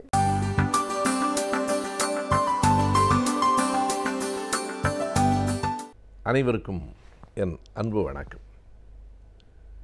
அண்மையில் வெளிவந்திருக்கிற நூல்களில் ஒன்று 2G அவிழும் உண்மைகள் என்பது. இந்த தலைப்பே இந்த நூலை யார் எழுதியிருக்கக்கூடும் என்பதை தெளிவுபடுத்துகிறது. ஏறத்தாழ 7 ஆண்டுகள் இந்தியா முழுவதும் பேசப்பட்ட அந்த 2G வழக்கு, அந்த வழக்கு பற்றிய பல விவரங்களை உள்ளடக்கியதாக முன்னாள் அமைச்சர் இந்த 2G வழக்கினால் பாதிக்கப்பட்டவர்களில் ஒருவர் இராசாதான் இந்த நூலை எழுதியிருக்கிறார். சென்னை திருவல்லிக்கேணியில் இருக்கிற சீதை அல்லது கௌரா பதிப்பகம் அதனை வெளியிட்டிருக்கிறது. இந்த 2G நூல் எப்படி அண்மையில் வந்திருக்கிற நூல்களில் மிக எண்ணத்தக்கதாக குறிப்பிடத்தக்கதாக இருக்கிறது என்றால், இப்படி ஒரு வழக்கும், இப்படி ஒரு தீர்ப்பும், இப்படி ஒரு நூலும் இதுவரை வந்திருக்கின்றனவா என்பது கேள்விக்குறிதான் என கூற வேண்டும். இப்படி ஒரு வழக்கு இதுவரையில் இந்தியாவில் இவ்வளவு பெரிதாக பேசப்பட்டதாய் நாம் அறிந்த வரையில் இல்லை. ஏறத்தாழ 1,76,000 என்கிற ஒரு எண், அது எப்படி வந்தது, யாரால் சொல்லப்பட்டது, அது உண்மையா பொய்யா என்பதை பற்றியெல்லாம் கவலைப்படாமல் அந்த எண் ஒரு மந்திரம் போல ஏறத்தாழ 6-7 ஆண்டுகள் இந்த நாட்டில் ஒலித்தன. அதிலும் தேர்தல் நேரங்களில் கூடுதலாக ஒலித்தன. தேர்தலில் வெற்றி தோல்வியை ஏற்படுத்துகிற அளவுக்கு இந்த செய்தி வலிமையாய் வளர்ந்து நின்றது. 1,76,000 கோடி ரூபாய் ஊழல் என்று பல இடங்களிலும் பேசப்பட்டது. அப்படி ஒரு தொகை ஊழல் நடந்திருக்குமானால் அதைவிட பெரிய ஊழல் வேறொன்றும் இருந்திருக்க முடியாது. ஆனால் என்ன கடைசியாக இப்போது வந்திருக்கிறது என்றால், நான் சொல்லுவது தீர்ப்பில் என்ன வந்திருக்கிறது என்றால், இந்த வழக்கு வெறும் வதந்திகளாலும் கிசுகிசுக்களாலும் ஊகங்களாலும் புனையப்பட்டிருக்கிறது என்பதாக நீதிமன்றத்தில் நீதிபதி தீர்ப்பில் குறிப்பிட்டிருக்கிறார். இதுதான் அதனுடைய மிக முக்கியமான செய்தி. எனவே இந்த வழக்கு எப்படி புனையப்பட்டது, எப்படி வளர்த்தெடுக்கப்பட்டது, எப்படி நாடு முழுவதும் பரப்பப்பட்டது, இறுதியில் அந்த தீர்ப்பு என்னவாக வந்திருக்கிறது என்கிற எல்லா செய்திகளையும் ராசா அவர்கள் தன்னுடைய நூலில் விவரித்திருக்கிறார். வீட்டிலிருந்து வீதியை நோக்கி என்கிற முதல் இயலில் தன்னுடைய இளமை பருவம், தான் படித்தது, பொது வாழ்வுக்கு தான் எப்படி வந்தேன் என்பதை சொல்கிறார். பிறகு அமைச்சரவை வரையில் தான் அந்த இடத்தை பெற்றது எப்படி என்பதை அடுத்த இயலில் சொல்லுகிறார். ஒரு கிராமம், சுற்றுச்சூழ மலைகள், பொட்டல் பூமி காடு, வானம் பார்த்த விவசாயம், வெறும் மேய்ச்சல் நிலப்பரப்பு, சிலருக்கு மட்டுமே வாய்க்கிற கிணற்று நீர் பாசனம், படிப்பற்ற பொருளற்ற ஏழ்மையும் அறியாமையும் சூழ்ந்திருக்கிற ஒரு கிராமத்திலிருந்து ஒருவன் புறப்பட்டு 33வது வயதில் நாடாளுமன்ற உறுப்பினராகவும் 36வது வயதில் மத்திய இணை அமைச்சராகவும் பொறுப்பேற்க முடிகிறது என்பதற்கு திராவிட இயக்கம், திராவிட முன்னேற்றக் கழகமே காரணமாக இருந்தது. தலைவர் கலைஞரே என்னை பரிந்துரை செய்தார் என்பதையெல்லாம் நன்றி உணர்ச்சியோடு பதிவு செய்திருக்கிற நூலாசிரியர் அதற்கு பின்னால் தன்னை வந்து சுற்றி சூழ்ந்த சிக்கல்களை எடுத்து சொல்லியிருக்கிறார். 4வது 5வது இயல்கள் இரண்டும் அந்த 2G வழக்கு தொடர்பான பல தொழில்நுட்ப புள்ளி விவரங்களை அப்படியே எடுத்து தந்திருக்கிறார். இத்தனை விவரங்களை நாமே படிப்பதற்கு உள்வாங்கிக் கொள்ள சிக்கலாக இருக்கிறதென்றால் எழுதுவதும் தொகுப்பதும் எவ்வளவு சிக்கல் என்பதை நாம் அறியலாம். கண்டிப்பாக வேறு யாரும் இல்லை என்றாலும் 2G வழக்கு ஊழல் என்று தொடர்ந்து பேசிக்கொண்டிருந்த நண்பர்களாவது அந்த ஊழல் பற்றிய செய்திகளை அறிந்து கொள்வதற்கு அந்த நூல் உதவும். படித்து பார்த்தால் ஊழலுக்கும் அதற்கும் எந்த தொடர்பும் இல்லை என்பது புரியும். அது இந்த நூல் படித்த பின் தான் விளங்க வேண்டும் என்பதில்லை. அந்த வழக்கிலேயே எந்த இடத்திலும் ஸ்கேம் என்கிற சொல்லோ கரப்ஷன் என்கிற சொல்லோ இடம்பெறவில்லை. ஊழல் என்பதே அந்த வழக்கில் இல்லை. பிறகு என்ன இருக்கிறது? லாஸ் ஃபார் எக்ஸ்செக்கர் என்பது இருக்கிறது. அரசுக்கு இழப்பு. எப்போதும் ஊழல் என்பது வேறு, இழப்பு என்பது வேறு. நல்ல திட்டங்களை மக்களுக்காக வகுக்கும்போது எல்லா திட்டங்களிலும் அரசுக்கு இழப்பு வரத்தான் செய்யும். இலவசமாக உணவு கொடுக்கிற போது, இலவசமாக வாகனங்கள் கொடுக்கிற போது, இலவசமாக அல்லது குறைந்த விலைக்கு அரிசி கொடுக்கிற போது, இப்படி மக்கள் நல திட்டங்களில் ஈடுபடுகிற போதெல்லாம் அரசுக்கு நட்டம் வரத்தான் செய்யும். அந்த நட்டத்தை அரசு ஏற்றுக்கொள்ள வேண்டும். காரணம், அரசாங்கம் என்பது வட்டி கடை அன்று. அரசாங்கம் என்பது மக்கள் நலம் செய்வதற்காக வந்திருக்கிற ஒரு அமைப்பு. ஆனால் அதனை இழப்பு என்று சொல்லுவது இயல்பு. தணிக்கையாளர்கள் அப்படி சொல்லுவார்கள். அதை நாடாளுமன்றம் அதை அலசி ஆராய்ந்து முடிவெடுக்கும். ஆனால் முதன்முறையாக ஒரு தலைமை கணக்கு தணிக்கையாளர் கொடுத்த அறிக்கையை வைத்துக்கொண்டு குற்றவியல் நடவடிக்கையை தொடர்ந்தது என்பது இந்த 2G வழக்கிலே தான். அந்த தணிக்கை அதிகாரியும் கூட இது மிகப்பெரிய ஊழல் என்று எந்த இடத்திலும் சொல்லவில்லை. அவருடைய வரிகளை அப்படியே சொல்ல வேண்டுமானால், the report estimated that there was a presumptive loss of 1.76 billion for exchequer என்பதுதான். அரசாங்கத்திற்கு 1,76,000 கோடி ரூபாய் நட்டம் ஏற்பட்டிருக்க கூடும் என்று ஊகமாக தீர்மானிக்கப்படுகிறது. அந்த ப்ரிசம்டிவ் அசம்ஷன் என்பது மிக முக்கியமானது. லாஸ் என்றால் நட்டம், ப்ரிசம்டிவ் லாஸ் என்றால் அப்படி நட்டம் ஏற்பட்டிருக்க கூடும் என்கிற ப்ரிசம்ஷன் என்கிற அனுமானம், சந்தேகம், அவ்வளவுதான். இன்றைக்கு எதுவும் மெய்ப்பிக்கப்படவில்லை. இப்படி அந்த தணிக்கை அதிகாரி தன் அறிக்கையிலே கொடுத்தார். ஆனால் அதை குற்றப்பத்திரிகையை தயாரித்த அந்த சிபிஐ நிறுவனம் கூட ஏற்றுக்கொள்ளவில்லை. 2011 ஏப்ரல் மாதம் 2ஆம் தேதி நீதிமன்றத்திலே குற்றப்பத்திரிகை சமர்ப்பிக்கப்பட்டது. அந்த குற்றப்பத்திரிகை 1,76,000 என்று சொல்லவில்லை, 30,000 கோடி நட்டம் ஏற்பட்டிருக்கலாம் என்றார்கள். எண்ணி பாருங்கள், 1,76,000 எங்கே இருக்கிறது, 30,000 எங்கே இருக்கிறது? அதற்கு பிறகு இன்றைக்கு நீதிமன்றம் அப்படி ஒரு நட்டம் ஏற்பட்டதற்கான எந்த சான்றுகளும் வழக்கில் நீதிமன்றத்தில் கொடுக்கப்படவில்லை என்று சொல்லப்பட்டிருக்கிறது. சுருக்கமாக ஒரு செய்தியை சொன்னால், இந்த வழக்கு பற்றி நீதிமன்றம் உரைத்திருக்கிற அத்தனை செய்திகளும் இந்த ஒரு பத்தியில் அடங்கும். ஏறத்தாழ 1500 பக்கம் எழுதப்பட்டிருக்கிற தீர்ப்பு உரை அது.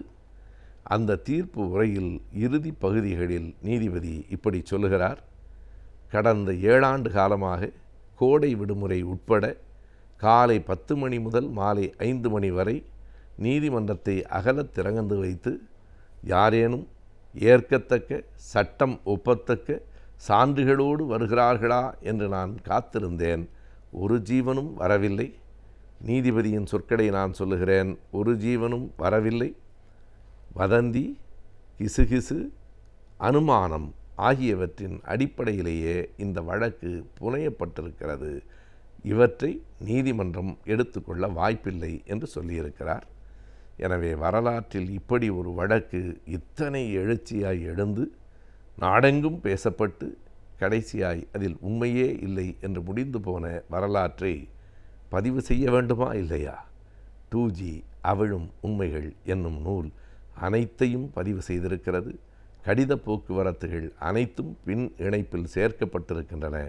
தமிழகம் படித்து பொய்யை, ஒரு வரலாற்றில் நிகழ்ந்த மாபெரும் பொய்யை உணர வேண்டும். பொய்களோடு போராடி வெற்றி பெற்ற ஒரு வழக்கின் வரலாறு தான் இந்த 2G அவிழும் உண்மைகள் என்னும் நூல். அறிவியலின் முன்னேற்றம், தொழில்நுட்பத்தின் வளர்ச்சி இவைகளை பொறுத்துதான் ஒரு நாட்டின் பொருளாதாரம் அமைகிறது. அந்த வகையில் அறிவியலின் முன்னேற்றத்தை பற்றியும் தொழில்நுட்பத்தின் வளர்ச்சியை பற்றியும் இன்றைக்கும் சில தகவல்களை நாம் தெரிந்து கொள்ளலாம். நிகழ்ச்சியில் அடுத்த பகுதியாக வரவிருப்பது ஆலோசனை நேரத்தில் அறிவியல் மற்றும் தொழில்நுட்பம்.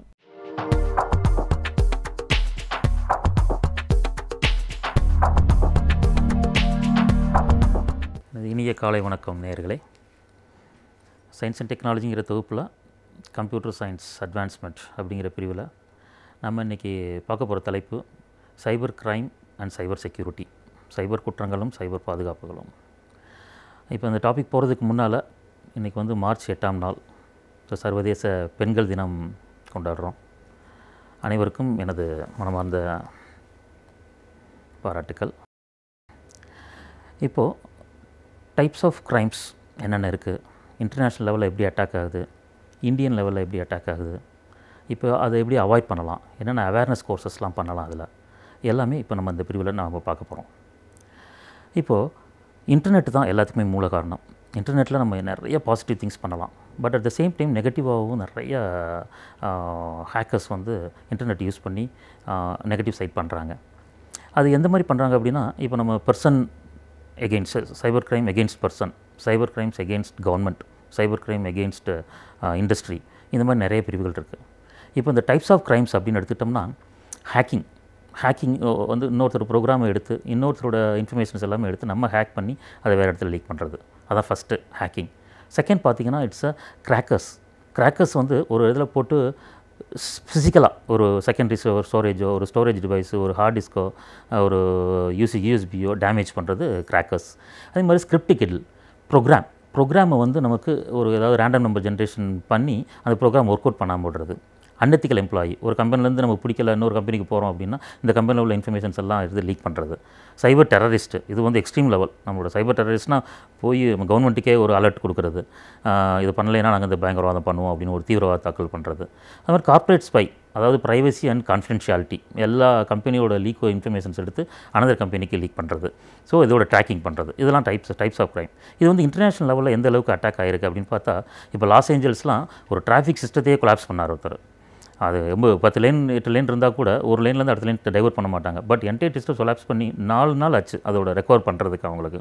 இதே ஆஸ்திரேலியன் அட்டாக் வந்து 250 டன்னோ ஒரு வேஸ்டேஜை வந்து ஒரு ரிவரில் கலக்க வச்சாங்க. அது என்ன ரீசன் கேட்டால் வெரி சில்லி ரீசன். அவரோட அப்பாயின்மெண்ட், அதாவது எங்கெங்கே கம்பெனிக்கு போகிறாரோ அதெல்லாம் வந்து எங்கேயுமே ரிஜெக்ட் ஆகிருக்காரு. அதனால் ஒரு வெக்ஸ் ஆகி இப்படி பண்ணார். இது North Korea Sony entertainment complete சேனலை ஹைஜாக் பண்ணிவிட்டு அன்ரிலீஸ்டு மூவிலாம் வந்து அதில் போட்டாங்க. சைனீஸ் அட்டாக் வந்து பார்த்திங்கன்னா அந்த யூஎஸில் உள்ள அது கம்ப்ளீட்டாக அது இதெல்லாம் இருக்குது, டேட்டாபேஸ் இருக்குது, அதோட வெதர் ஃபோர்காஸ்டிங் இருக்குது, எல்லாமே கண்ட்ரோல் எடுத்துகிட்டு அதை மாற்றினாங்க. இப்போ இது காரில் வந்து யூஎஸ் இன்னொன்று பார்த்திங்கன்னா கார் இருக்குது, காரில் வந்து சிப் யூஸ் பண்ணுறாங்க. சிப்பு வந்து பாசிட்டிவ் தான். ஸோ அந்த பாசிட்டிவாக பண்ணுறதுக்கு வந்து அதே சிப்பை ஒரு இன்னொரு ஹேக்கர் கையில் கிடச்சாங்கன்னா இப்போ நம்மளோட பிரேக்கு, நம்மளோட ஆக்சிலேட்டரு, ஸ்பீடு எல்லாம் கம்ப்ளீட்டாக வந்து அவரோட ஹேக்கர் கையில் போச்சுன்னா ஏதாவது ஆக்சிடென்ட் ஆகிறதுக்கு அந்த மாதிரிலாம் பண்ணாங்க. போர்லாண்டில் வந்து இது ஏரோப்ளைன் ஹேக்கிங் கம்ப்ளீட்டாக எடுத்து ஏதோ ஒரு அடுத்த சிக்னல் கிடைக்காதுனா ஒரு இடத்துல இறக்கி விட்டாங்க. ராயல் பேங்க் ஆஃப் ஸ்காட்லாண்டில் வந்து ஒரு நம்பர் 1 பேங்க்கு. அதிலே பார்த்தீங்கன்னா 12 ஹவர்ஸ் அந்த ஏடிஎம்மில் அட்டாக் எதுவும் ஒர்க் பண்ணாமல் விடுறாங்க. அது மாதிரி MBA அப்ளிகேஷன் ட்ராக்கிங் ஒரு இது பண்ணி ஹார்வர்ட் யூனிவர்சிட்டிலே வந்து நிறைய பேர் அதனால் ரிஜெக்ட் பண்ணாங்க. ஸோ இப்போ நம்ம இந்தியா லெவலில் பார்த்திங்கன்னா இந்த அளவுக்கு பெரிய அளவு தாக்கம் கிடையாது. பட் பர்சன்ஸ் வைஸ் இப்போ ஒரு பர்சன் வந்து ஒரு சைபர் ப்ரொஃபைலிங் எல்லாமே போட்டுறாங்க. அதனால் அதுலேருந்து ஒரு பர்சன் மேலே பிடிக்கல, இல்லைன்னா ஒரு செக்ஷுவல் ஹராஸ்மெண்ட்ஸ் இந்த மாதிரிலாம் நிறைய நடந்துகிட்ருக்கு இந்தியாவில். இப்போ 25 கோடி மக்கள் வந்து இந்தியாவில் வந்து கம்ப்யூட்டர் யூஸ் பண்ணுறாங்க. அதில் வந்து 4.20 கோடி மக்கள் வந்து சைபர் கிரைம்னால் அஃபெக்ட் ஆகிறாங்க. அதாவது ஒரு ஆல்மோஸ்ட் ஒரு 5ல் ஒரு பகுதி வந்து ஆட்டோமேட்டிக்காக அதில் அஃபெக்ட் ஆகிறாங்க. பட் இன்னொரு புள்ளியில் என்ன சொல்லுதுன்னா 72,000 கம்ப்ளைண்ட்ஸ் வந்து 2004லேருந்து 2014 வரை 10 வருஷத்துக்கு கம்ப்ளைண்ட் புக் ஆகிருக்கு. அதனால் இப்போ ஆன் ஆவரேஜாக பார்த்திங்கன்னா 6,000 கம்ப்ளைண்ட் ஒரு வருஷத்துக்கு. பட் இன்னொரு சர்வே என்ன சொல்லுதுன்னா 14,000 கம்ப்ளைண்ட் வந்து ஒரு மாதத்துலேயே நடக்குது. ஸோ 14,000 கம்ப்ளைண்ட் ஒரு மாதத்தில் நடக்கும்போது 1,80,000 கம்ப்ளைண்ட் இருக்குது. அந்த நேரத்தில் 6,000 கம்ப்ளைண்ட் தான் நம்ம புக் பண்ணுறோம். ஸோ இதுக்கு என்னென்னா அவேர்னஸ் தேவை. ஸோ அந்த அவேர்னஸ் இருந்துச்சுன்னா இந்த மாதிரி கம்ப்ளைண்ட்லாம் ஈஸியாக புக் பண்ணிடுவோம். ஸோ நம்ம எஜுகேஷன் சிஸ்டமே முதல்ல கொஞ்சம் நிறைய மாற்றணும். இப்போ ஒரு சின்ன ஒரு கோர்சஸ் இருக்குன்னா ஒரு 100 நாள் ஒரு கோர்ஸ் பண்ணி அந்த ஹேக்கிங் கோர்ஸஸ் நடத்துவோம். பட் இதே இது யூஎஸ்லேயோ யூகேலேயோ பார்த்தீங்கன்னா 2 இயர்ஸ் நடத்துவாங்க. ஸோ என்ன கொஸ்டின் என்ன ஆன்சர் அது மட்டும் தான் இங்கே பண்ணுறோம், ப்ராக்டிக்கலாக யூஸ் பண்ண மாட்டோம். அதனால் மாற்றணும். சர்டிஃபைட் எத்திக்கல் ஹேக்கிங் அந்த மாதிரி கோர்சஸ்லாம் இருக்குது. இப்போ ஹேக்கர்ஸ் வந்து பார்த்திங்கன்னா நம்மளோட விட அவங்க நிறைய நாலேஜபிளாக இருப்பாங்க. இப்போ நம்ம ஒரு ப்ரோக்ராம் எழுதுகிறோம், அதை வந்து நம்மளோட அந்த ஐடியாவை ஹேக் பண்ணி அதை எப்படி ஒர்க் பண்ணாமல் இருக்கிறது அப்படிங்கிறத திங்க் பண்ணும்போது நம்ம இந்த மாதிரி கோர்சஸ்லாம் நிறைய பண்ணால் தான் அதோட லூப் ஹோல்ஸ்லாம் நமக்கு தெரியும்.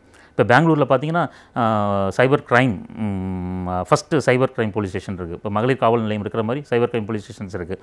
அதுக்கப்புறம் ஒரு 4-5 இடத்துல தான் சைபர் கிரைம் போலீஸ் ஸ்டேஷன்ஸ் தனியாக இருக்குது. ஸோ இந்த மாதிரிலாம் அதிகமாக கொண்டு வரணும். இப்போது நமக்கு விமன் இப்போ இன்றைக்கி வந்து பெண்கள் தினம், பெண்கள் நாட்டின் கண்கள் அப்படின்னு சொல்கிறோம். ஸோ இந்த விமன் வந்து நமக்கு நிறைய ஹராஸ்மெண்ட்ஸு, செக்ஷுவல் ஹராஸ்மெண்ட்ஸு அந்த மாதிரி நிறைய குற்றங்கள் வந்து சைபர் குற்றங்கள் வந்து விமனுக்கு பெண்களுக்கு எதிர்மாக தான் நிறைய நடந்துகிட்ருக்கு. இப்போ அந்த இது வந்து சமூகத்தை நம்ம குற்றம் சொன்னாலுமே நம்ம பெண்களும் அதுக்கு இப்போ நம்ம மக்களும் அதுக்கு ஒரு காரணம் தான். இப்போ பார்த்திங்கன்னா இப்போ ஃபேஸ்புக் ப்ரொஃபைல் இருக்குது. அதில் ஒரு டேட் ஆஃப் பர்த்து, நம்ம நேமு, நம்மளோட பேரண்ட்ஸ் நேமு, நம்மளோட பிரதர்ஸ் நேமு, சிஸ்டர்ஸ் நேமு, நம்ம எங்கே படித்தோம், யூஜி எங்கே பண்ணோம், பிஜி எங்கே பண்ணோம், எங்கே ஃபஸ்ட்டு எம்ப்ளாய்மெண்ட் பண்ணோம், நேற்று எங்கே போனோம், இன்றைக்கி எங்கே போனோம், நாளைக்கு எங்கே, இது எல்லா டீட்டெயில்ஸ் இருக்கும்போது ஒரு ஹேக்கர்ஸ் வரும்போது அவங்களுக்கு பெரிய பெரிய ரிசர்ச்லாம் பண்ண வேண்டிய அவசியமே இல்லை. ஆட்டோமேட்டிக்காகவே அவங்க ஈஸியாக அதில் வந்து ஒரு போனாங்களே நம்ம டீட்டெயில்ஸ் ஃபுல்லாக அது பண்ணி ஹேக் பண்ணுறதுக்கு சான்சஸ் இருக்குது. ஸோ இப்போ வந்து உமன்ஸ் வந்து கம்ப்ளைண்ட் கொடுக்கணும். இப்போ நிறைய கம்ப்ளைண்ட்ஸ் இப்போ முதல்ல சொன்ன மாதிரி 6,000 கம்ப்ளைண்ட் தான் அங்கே வந்திருக்கு. ஆனால் 1,80,000 கம்ப்ளைண்ட் இருக்குது 1 இயருக்கு. அப்படிங்கும்போது நீங்கள் ஆட்டோமேட்டிக்காக வந்து கம்ப்ளைண்ட் நிறைய கொடுக்கணும்.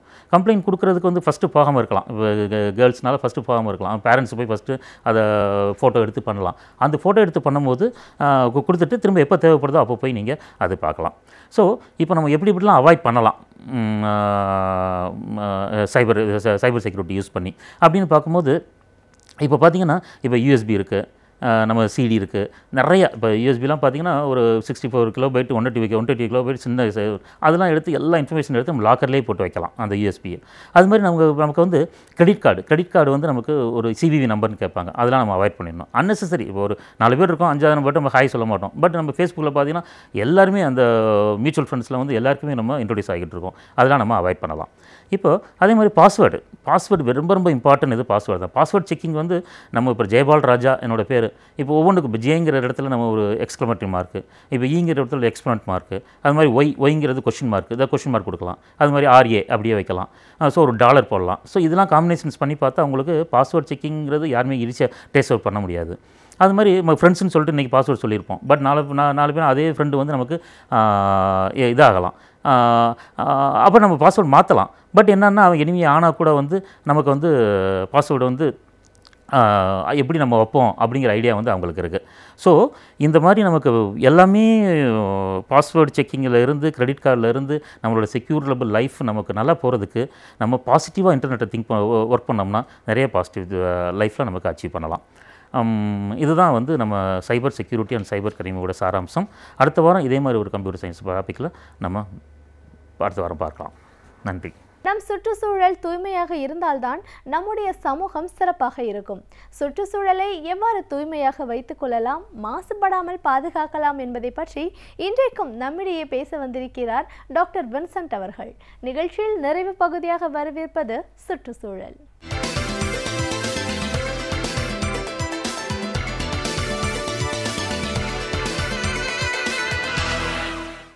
இயற்கையை நேசிப்பவர்களுக்கும் இயற்கை பார்வை உள்ளவர்களுக்கும் இயற்கையினுடைய அழகை ரசிப்பதற்குரிய அந்த குணாதிசயங்கள் இருக்கும். விலங்குகளை எடுத்துக்கொண்டாலே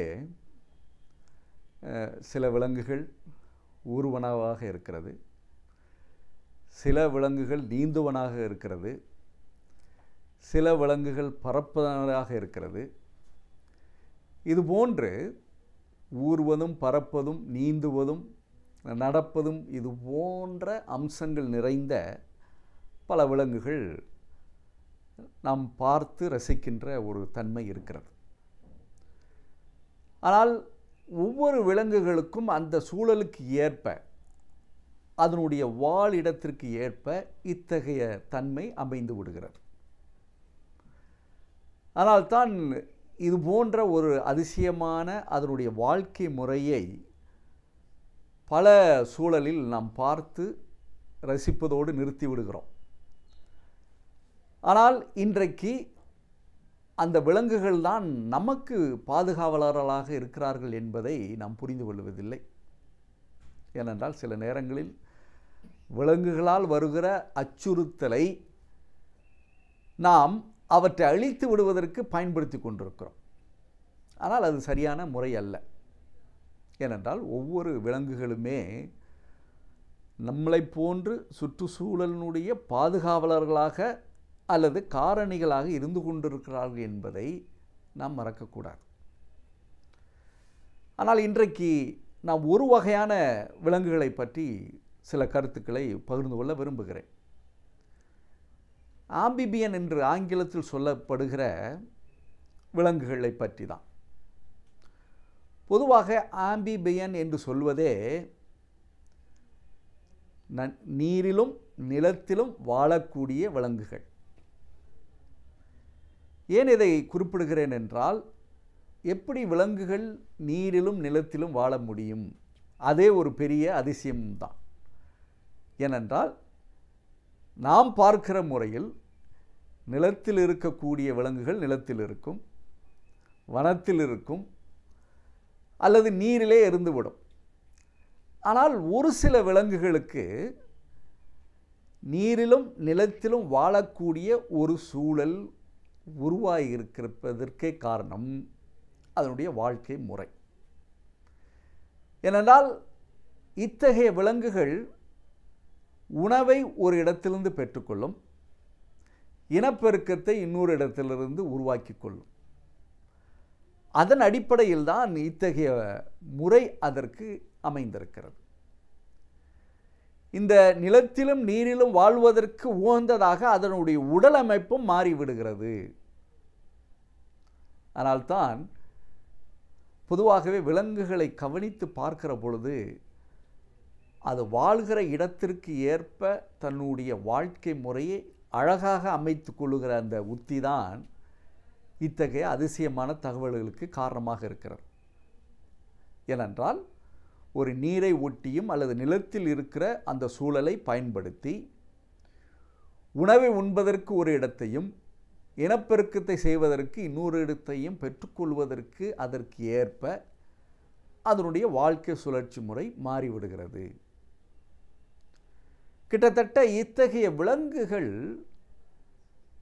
7000 வகையான விலங்குகள் உலகம் முழுவதுமே இருந்து கொண்டிருக்கிறது. ஏனென்றால் 7000 வகையான விலங்குகள், அது ஆங்கிலத்தில் சொல்ல வேண்டும் என்றால் ஸ்பீசிஸ் என்று சொல்லப்படுகிற அந்த நீரிலும் நிலத்தில் வாழக்கூடிய விலங்குகள் இருந்து கொண்டிருக்கிறது. இதை ஏன் இங்கு குறிப்பிடுகிறேன் என்றால், அத்தகைய அழகிய விலங்குகள் இன்றைக்கு இயற்கையினுடைய மாற்றத்தினால், இயற்கையினுடைய சீர்கேட்டால் அழிந்து வந்து கொண்டிருக்கிறது என்பது இன்றைக்கு அனைவருக்குமே ஒரு பெரிய அச்சுறுத்தலாக இருந்து கொண்டிருக்கிறது. கிட்டத்தட்ட 34 விழுக்காடு அழிவு நிலையில் நின்று கொண்டிருக்கிறது என்ற கணக்கெடுப்பு தான் இன்றைக்கு இத்தகைய விலங்குகளுக்கு, இத்தகைய உன்னதமான விலங்குகளுக்கு ஒரு பெரிய அச்சுறுத்தலாக இருந்து கொண்டிருக்கிறது என்பது சுற்றுச்சூழல் பிரச்சனையினால் ஏற்படுகிற இன்னொரு தவறு. இதில் உதாரணமாக ஒரு விலங்குகளை சுட்டிக்காட்ட விரும்புகிறேன். தவளை. தவளை என்பது சிறுவர் முதல் பெரியவர்கள் வரை எப்பொழுதுமே பார்த்து கொண்டிருக்கிற ஒரு விலங்கு. தவளைக்கு பல வரலாறுகள் இலக்கியத்திலோ அல்லது விஞ்ஞானத்தில் இருந்தால் கூட, ஆனால் அதனுடைய தன்மை விஞ்ஞானத்திற்கு ஒரு பெரிய அதிசயமாக இருக்கிறது என்று சொன்னால் மிகையாகாது.